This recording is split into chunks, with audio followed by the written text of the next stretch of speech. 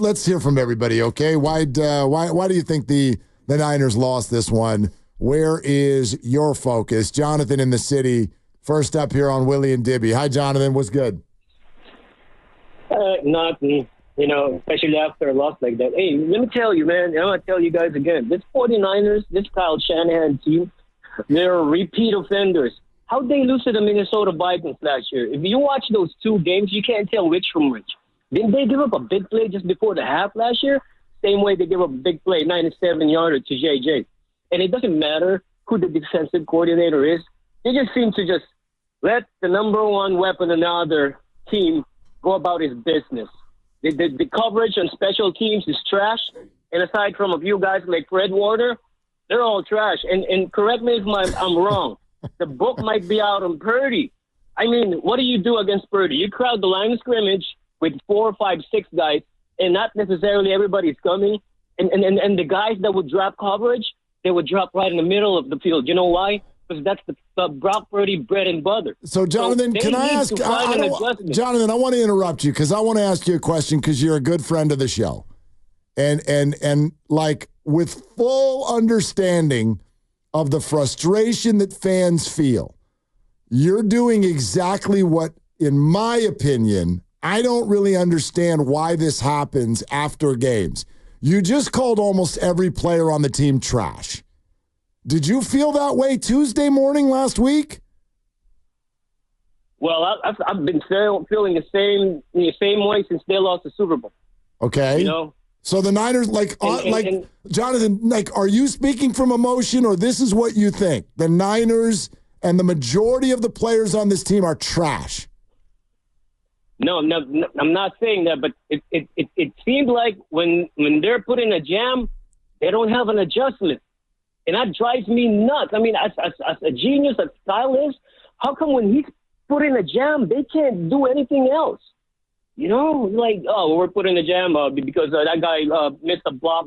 Just a bunch of excuses instead of dealing with it. Yeah, Jonathan, thank you very much. I mean, that I can hear. I didn't love that there wasn't seemingly and I don't want to say there wasn't a better game plan because sometimes, again, you and I talked about this. I don't want the Niners and their fan base to sound like a Serena Williams press conference. And here's what I mean by that, because Serena is wonderful. She's the greatest tennis player I've ever seen in my entire life. But Serena Williams, and maybe she's right to do this, Serena was so good that her press conferences after matches, if she ever lost, were always about her. If you lose, it's because something you did wrong, period. Never, ever, ever did you just get outplayed. And I was also frustrated that the Niners did not have a game plan that seemed to be working. But I don't want to make that solely about Kyle Shanahan and Nick Sorensen. Like the Vikings had a game plan too, and they had players to go execute, and I thought they did a really good job. And so that can be totally frustrating. But every single one of you that calls today, if you want to do this like on Tuesday, the Niners were Super Bowl favorites, and then 6 days later, Kyle sucks and Brock sucks and the Niners are frauds. Like, come on, man. Do you know how many of the top favorites in weeks 1 and 2 lost their game outright? More than half of the most favored teams in the... It's why all of you are out of your survivor pool. You're all gone. They're all gone. The Bengals lost, and the Ravens lost, and the Niners lost, and the Lions lost, 7.5-point favorites. You're all gone, unless you bet against whoever the Panthers are playing. Those are the only people left. So what? Everyone's trash?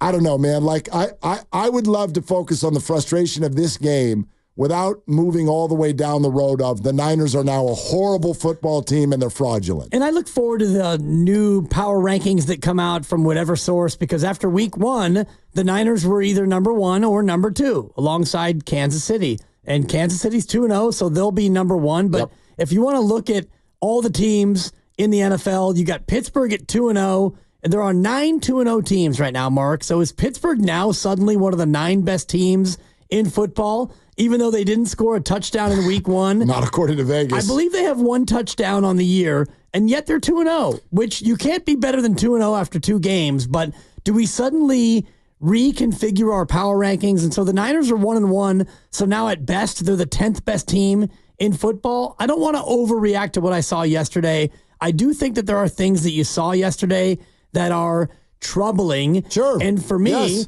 the Ayuk-Trent rust is a thing. The lack of a backup running back is a thing. And, you want to look at other issues. The pass rush has not been terribly effective. Christian is not going to be back anytime soon. Right. Is a thing. Like, it's a thing. I is. think everybody's expectations should probably move a little bit.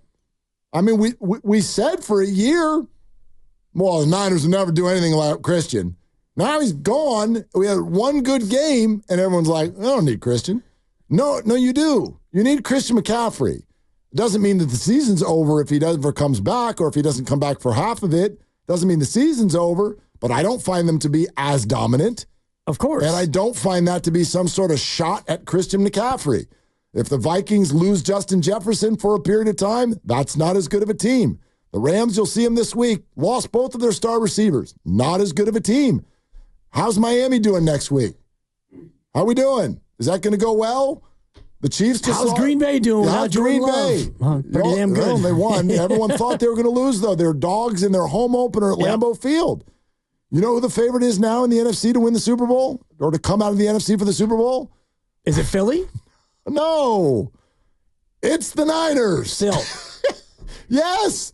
Yeah, we'll see after tonight if Philly wins. But yeah, your point is well taken. Philly will not. It's not even close. Philly will not, if they win tonight, pass the Niners. They might move up a few points. And these odds are looking at the long play. Yes. And you're expecting McCaffrey to come back. And you're expecting Trent and Brandon Ayuk to shake off rust and all those other things. But in the short look at what happened yesterday, it was a little bit of a shock to the system. The fact that Ayuk, again, week 2, really a non-factor. Trent Williams gave up 4 pressures, and Trent looked old and stiff and slow.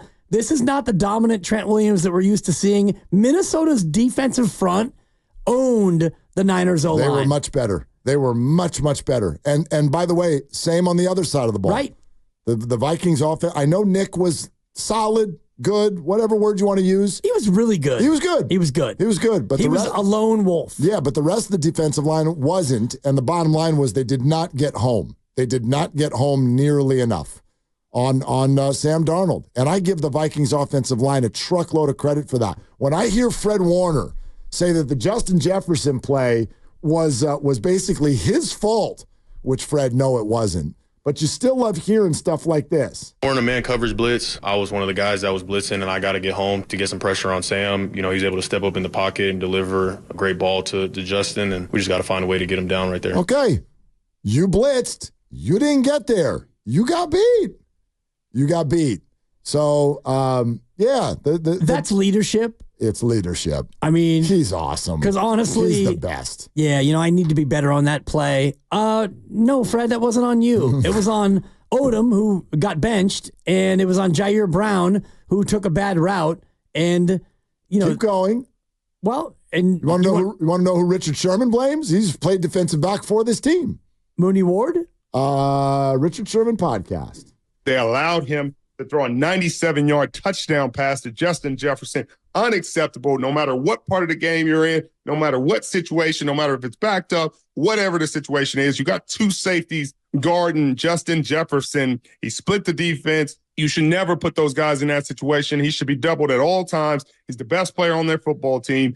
He's not a guy that you should let loose or not have an eye on or say, oh, they're going to run the ball. Let them run the ball. Let them run the ball in that situation. Too deep. We stopped Justin Jefferson. They ran a play like that in week 1, had some success. It was a post corner that Justin Jefferson had some success. This week it was a corner post, and he was able to get behind the defense. Sam Darnold threw a beautiful football for the 97-yard touchdown. Okay, so he's blaming the coaches. So this is a bad setup. The other thing I'd like to point out is the Niners should sign the ref immediately. That was the fastest referee I've ever seen in my entire life. I'm so glad you're mentioning this because that guy run? Not only did he run, it was incredible. but he stops and then he sprints again. And then I don't know if you he gets out of the way. but he flips his hips and he backpedals into the end zone. Dude, I have no idea how that guy's legs are still attached to his body. I'm so glad you pointed that out because I've watched the replay like 7 times and I'm like, dude, who is that ref? Nimble and fast. I hate referee Dibs. Yeah. No, this one I like. And Mark took the lead, yeah. I like this one. This one's funny. Xfinity Mobile text line 510. Last year, Bosa blamed Wilkes for a play like that. This was not a play like that. I just want everyone to, that's my perspective. That was a zero blitz, what happened in the game last year. And Charvarius Ward should have intercepted the ball, but he didn't. But that's a poor play call. This is a different poor play call, if you will. But this was not an all-out blitz where you left Justin Jefferson one-on-one. What Richard is pointing out is you let him get a free run off the line, and he's the best receiver in football. And safeties don't run like that. You can't, that only works, to Fred's point, if you get home. You have to get home. And the Viking offensive line beat you. They beat you. They created time. And Sam delivered a beautiful ball to the best receiver in the game. And it went for 97 yards, and you lose, dog. Yeah. That's how you lose. That's a big way in how you lose. I mean, you already didn't score inside the red zone, which is crushing, and then you give up a quick 7 the other way, and yet they still had chances to come back and right the ship. They had so many more chances after that. And, sure. You think about just the first half mistakes, that one, and, a questionable play call on 4th and 2 and a block punt and all the rest of it, and yet you still were only down 13-7 at the half. Were you bothered not by the play call, 4th and 2 at the goal line, but just that he went for it? Were you bothered that he went for it? I was not bothered. I was a little bit irked, not quite annoyed. Surprised? Yeah, surprised. And for me, at that spot where you're only down 3-0, you take the 3 and you go out there and, it's a tie game and you live to fight another day. I didn't feel like that was the level of desperation, but I know this. Analytics will tell you 4th and goal from the 2 is one that you should go for. Now, if you're at the 3 or the 4, certainly at the 5-yard line, they would have kicked it. So you get to the 2-yard line and it becomes like analytics will tell you that you're supposed to go for it. It's almost like the world is challenging your manhood if you don't. Exactly. It's just like automatic now. You just go for it. That's what you do. From the 2. But they're a little inside the 2. Yeah. If you're at the 4, do you go? If you're at the 3, is it a tweener? That's where analytics, I think, has somehow taken over. And maybe I'm a weirdo on this. I actually liked the play call. I thought it was going to work. And who's your boy? Is it Van Ginkel? Yep. Yeah. He got a fingertip on it. That was going to be a touchdown if he doesn't get a fingertip. Beating Trent Williams. Well, he just jumped up. He didn't get around him. He just jumped. It was well timed. It was a good play. But Juwan Jennings, that ball was thrown to his chest, and he was going to catch a touchdown if Ginkel doesn't get there, or Van Ginkel, or whoever the hell he is. Interesting you make that point. That was my view of it. Yes, my view was, I think the previous play, or maybe it was 2 plays before, where he threw it to Ayuk, and Ayuk caught it, but he was out of bounds in the left end zone. Yes. Juwan Jennings was by himself at the 5-yard line. If Brock Purdy just checks it down. You're absolutely right. I'm not saying he scores. No, but he was open. He waited too long. One man to beat. Yep. But you had to do it right away, and he didn't do it right away. Then it closed up. He was locked on Ayuk. If he just would have dumped it off, I agree with you. Jennings might have had a chance to, wiggle, jiggle, and get down and score. And he's huge. I would love his chances. Get a little mo going behind him, he probably would have gotten in, just like he did in the Super Bowl. What about the 4th and 3 earlier in the drive from near midfield? That one. Fantastic to Jennings. Yeah, that was one of Brock's best throws of the game. Yep. But in terms of decisions from Shanahan, what do you think? Mildly surprised, but I thought in the moment when it was set up 4th and 3, that's another sort of thing that they do in the NFL now. Like if you're just out of field goal range, you go for it. Here's how I read those things. They were at the 45. Yeah. I read those things as Kyle really, at that moment in the game, really trusted his defense. And as it turned out later in the game, that burned him. Like, you go for it. In fact, he even said, you're going for it at 4th and 2 near the goal line, because he's like, if we don't get it, I love the chances of what's going to happen next. Well, boy. Two plays later, Justin Jefferson's doing the gritty. So Kyle thought that the defense was going to dominate the way that it usually does, and it didn't. So, that's all the concert. The whole thing is a concert. The whole thing is always a concert. I know we love to pick out one person or two people and freak out on them. Whole thing's a concert. And it didn't work real well yesterday. It didn't work together. Yeah, before we go to the phones, just to respond to you, Grandy, I think that 4th and 3 at the 45 is almost a no-brainer, because you're too close to punt and you're too far to kick a field goal. Are you too close to punt? At the 45? Well, put that thing down at the 9-yard line and let's go. Well, you can, or you could do what Minnesota did. And you want to talk about breaks. The Minnesota punt team, where they had it downed, and then what's-his-face just stumbles into the end zone, and you get the ball back at the 20. You could do what Houston did, too, and just line up your garden variety 60-yard field goal and kick that. Yeah. No problem. It's crazy what kickers can do now. It's crazy. Yep. Like, we're old enough to remember when anything north of 50 yards was like, dude, this is a long one. Guys now, Fairbairn's lining up from 59 yards, and it's going through the middle of the goalpost. Chip shot. It's like it's got 10 yards to spare. I joked about this last night. How many years away are we from you get the ball on the opening drive? They kick it into the end zone. All right, we go out to the 30. All right, ready? You go 3 and out. All right, kick team. Here comes the field goal kicker. Just line up for an 87-yarder. Boom! 3-0. Gained 0 yards. Like, that sounds ridiculous, but this idea, these 60-yard field goals, you never even used to try that. Yep. Dudes are booting it through with 10 yards to spare. It's like when the Cowboy kicker is ridiculous. He's insane. It's like... well, they use Aubrey. him a lot because they don't score touchdowns. But anyway. He, like the way he approaches the ball, it's like 58-yarder, and it's like he's just kind of flipping it. Yeah. Like a sand wedge. It's crazy. How about Dave in Fresno? Hi, Dave. Thanks for calling. What's up? Mr. Willard, you said earlier you don't want two sides of the fence. You don't want on Tuesday after the Jets game we're the best team, and then Monday today we're the worst team. Right. I agree with that. I would also like that same energy with Brock Purdy. We can't say we're doom and gloom without Christian McCaffrey, but in the same breath, Brock is a top 5 quarterback. Because I tell you what they don't do with Lamar or Josh Allen or Patrick Mahomes or Burrow, if their running back is missing or players missing, they're still going to point to the quarterback. So we can't look at Brock and say, oh, yeah, he's a top 5 quarterback, but then give an excuse because you're missing McCaffrey, which we all agree is a great player, probably their biggest offensive weapon. But if you're a top 5 quarterback, it's a different ball game. If you're going to sit at the big boy table, there's no excuse because you still have the greatest coach of all time, Shanahan. You still have all your other weapons there. Okay, I'm not saying they lost yesterday because of Brock. I'm just saying we need to be consistent with that. If we're going to anoint him a top 5 quarterback. But I would argue no one's doing that, Dave. Dave, you're putting words in our mouth on that one. And maybe you're not talking directly to us. I've never called Brock Purdy a top 5 quarterback. It doesn't matter to me. Brock is, for me, this is my opinion, is good enough.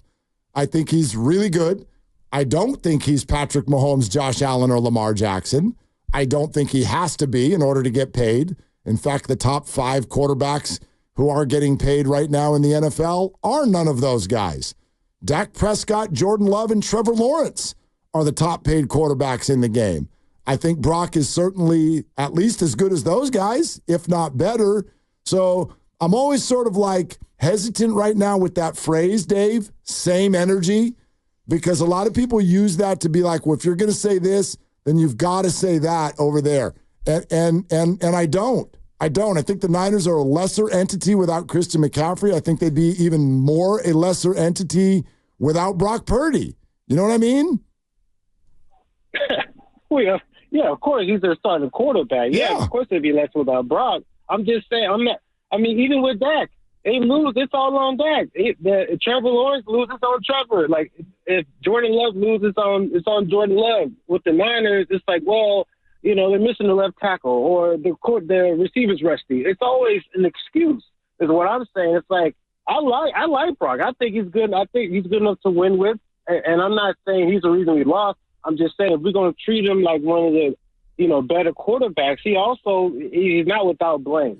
Well, the last point. Go ahead, Dave. I was going to say, people are upset. It's not that the season's over. I think we went into the game yesterday with the better team, with the better coach. And that was all the talk all off season, that this is still a great team and we have one of the premier coaches, and they laid an egg. Okay, and that's why people are calling they're disappointed. That doesn't mean the season's over. Doesn't mean they're all bums. It's just that it was not something we were, expecting. Especially they're missing some key weapons on the offense too. And it's Darnold. Dave, we got to cook, man. Thank you very much. You made your point, and it's a fair one. Of course, yeah, they laid an egg. You thought 17-0. Like, if you're going to go, well, they've got the better roster, the better coach, well, I could argue then that if that's all that you need, then you win all the games. I thought 5-0. So the Chiefs, to be honest. And I didn't. I thought 5-0. I thought 4-1, and now I don't even want to think about the Cardinal game. It's too far away. I think they should win this weekend. I think they should win next weekend. And then let's see who's healthy and what's going on after that. Sure. The Cardinal game looks a little bit more daunting and looks a little bit more formidable than it did. And the Ram game looks a little bit, quote, easier than it did. But I'm still focused on yesterday before we get to the Ram game.